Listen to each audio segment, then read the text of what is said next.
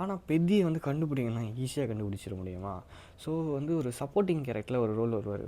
அவர் தான் சொல்லுவார், சார் நீங்கள் பெத்தியை கண்டுபிடிக்கணுன்னா நீங்கள் வந்து காரில் போகக்கூடாது, நடந்தே போகணும் அப்படின்னு சொல்லி கூட்டிகிட்டு போகிற கதை தான் இந்த கதை. ஸோ இந்த கதை வந்து எப்படி இருக்கும்னா, ஆஃப்டர் அண்ட் பிஃபோர் கதையை சொல்லுவாங்க, முன்னாடி என்ன நடந்தது. ஸோ அந்த மாதிரி கோரில் தான் இந்த கதையை எடுத்துகிட்டு போவாங்க.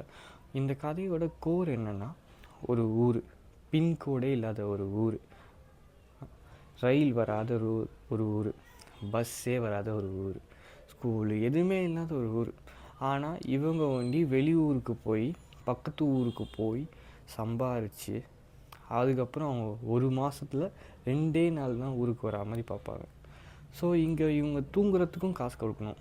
அந்த மாதிரி ஒரு என்ன சொல்கிறது, ஒரு இடம் குடோன், அந்த மாதிரி தூங்குறதுக்கும் காசு கொடுக்கணும். அந்த மாதிரி இருக்கிற ஊரில் நம்ம ஊராக